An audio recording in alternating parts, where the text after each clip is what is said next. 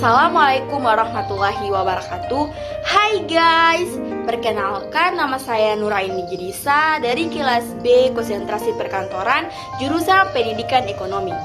Kali ini saya akan menjelaskan tentang pertumbuhan ekonomi dan pembangunan ekonomi. Video penjelasan ini saya buat untuk memenuhi tugas pengembangan perangkat pembelajaran yang diampu oleh Bapak Imam Prawira Negara Gani SPD MPD. Baik, tidak usah berlama-lama, mari kita simak penjelasannya. Baik, kita akan membahas tentang pengertian pertumbuhan ekonomi. Pertumbuhan ekonomi adalah proses perubahan kondisi perekonomian suatu negara secara berkesinambungan menuju keadaan yang lebih baik selama periode tertentu. Yang kedua, perbedaan pembangunan ekonomi dan pertumbuhan ekonomi. Pembangunan ekonomi lebih berfokus pada output akhir, sedangkan pertumbuhan ekonomi akan mempertimbangkan kualitas pertumbuhan ekonomi. Yang terakhir, cara mengukur pertumbuhan ekonomi. Pertumbuhan ekonomi suatu negara dapat diukur dengan cara membandingkan. Misalnya, untuk ukuran nasional, Gross National Product disingkat dengan GNP atau Gross Domestic Product disingkat dengan GDP tahun yang sedang berjalan dengan tahun sebelumnya. Lanjut, kita akan membahas tentang pembangunan ekonomi. Yang pertama, pengertian pembangunan ekonomi. Pembangunan ekonomi adalah suatu proses yang bertujuan untuk menaikkan PDB suatu negara atau daerah melebihi tingkat pertumbuhan penduduk. Selanjutnya ada faktor-faktor yang memengaruhi pembangunan ekonomi. Faktor-faktor yang dipandang oleh ahli ekonomi sebagai hal-hal yang memengaruhi pembangunan ekonomi adalah yang pertama, tanah dan kekayaan alam. Tanah yang subur mempengaruhi kekayaan suatu masyarakat. Jika masyarakat tersebut benar-benar memanfaatkan tanah tersebut dan seorang memiliki keahlian di bidangnya atau mempunyai keahlian yang bagus, maka masyarakat yang berkualitas akan mempengaruhi pembangunan ekonomi di negara tersebut. Yang kedua ada kuantitas dan kualitas penduduk dan tenaga kerja. Karena sangat mempengaruhi pembangunan ekonomi, penduduk adalah suatu unsur yang sangat penting dalam sebuah negara. Yang ketiga, kepemilikan barang modal dan penguasaan teknologi. Teknologi merupakan salah satu faktor penentu kenaikan dan penurunan pertumbuhan ekonomi. Selanjutnya ada indikator keberhasilan pembangunan ekonomi. Yang pertama, indikator moneter, antara lain pendapatan per kapita dan kesejahteraan ekonomi. Pendapatan per kapita adalah indikator moneter atas setiap kegiatan ekonomi penduduk suatu negara. Jika pendapatan per kapita meningkat dan peningkatan itu melebihi persentase pertambahan penduduk, pembangunan ekonomi itu akan dikatakan berhasil. Kesejahteraan ekonomi adalah pembangunan yang menyempurnakan metode perhitungan GNP dengan kondisi positif dan kondisi negatif. Yang kedua, indikator non-moneter antara lain indikator sosial dan kualitas.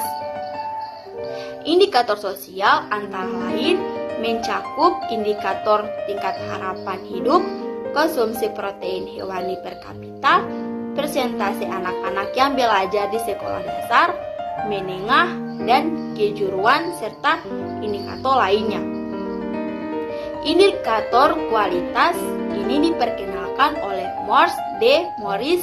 Indeks kualitas mencakup indikator tingkat harapan hidup, angka kematian bayi, dan tingkat melek urung.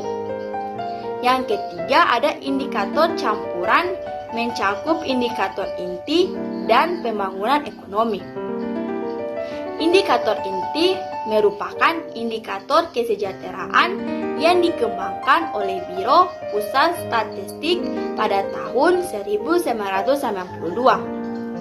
Indikator ini mencakup aspek pendidikan, kesehatan, perumahan, angka kerja, keluarga, berencana dan fasilitas ekonomi, kriminalitas, perjalanan wisata, serta akses ke media massa. Pembangunan ekonomi bertujuan untuk menaikkan PDB suatu negara atas daerah melebihi tingkat pertumbuhan penduduk. Baik, selanjutnya ada masalah-masalah pembangunan ekonomi negara berkembang adalah yang pertama, ketergantungan pada sektor pertanian atau primer. Di sini pemerintah sebaiknya menciptakan industri yang dapat menampung dan memproses ekspor produk primer dan produksi pertanian agar memiliki nilai tambah yang baik. Yang kedua, rendahnya tingkat pengangguran. Hal ini dikarenakan pertumbuhan penduduk itu rendah dan lapangan pekerjaan yang ada mencakupi untuk sebagian besar penduduknya. Yang ketiga, ketergantungan yang besar dan kerentanan dalam hubungan. Ketergantungan menjelaskan bagaimana negara terpinggir atau negara dunia ketiga memiliki perekonomian yang sangat beruntung pada negara inti. Yang keempat, pasar dan informasi yang tidak sempurna. Pasar persaingan tidak sempurna adalah struktur pasar di mana jumlah penjual lebih sedikit daripada jumlah pembeli. Yang kelima, tingginya tingkat pengangguran. Tingkat pengangguran terbuka per Agustus 2022 mencapai 5,86%, jika dirinci ada 8.042. Pengangguran yang tersebar di seluruh wilayah Indonesia. Dengan begitu dari 100 orang angkatan kerja terdapat sekitar 6 orang pengangguran. Yang keenam, rendahnya tingkat kehidupan, terutama dilihat dari kemampuan pemenuhan kebutuhan dasar seperti makanan, pakaian, kesehatan, dan pendidikan. Yang ketujuh, tingginya pertambahan penduduk. Penduduk yang tinggi disebabkan angka kelahiran yang tinggi dengan menurunnya angka kematian. Laju pertumbuhan penduduk tinggi dan terjadi dalam kurang waktu cepat. Inilah yang memicu terjadinya ledakan penduduk. Baik, hanya itu saja yang bisa saya jelaskan. Mohon maaf apabila terjadi salah kata. Wassalamualaikum warahmatullahi wabarakatuh.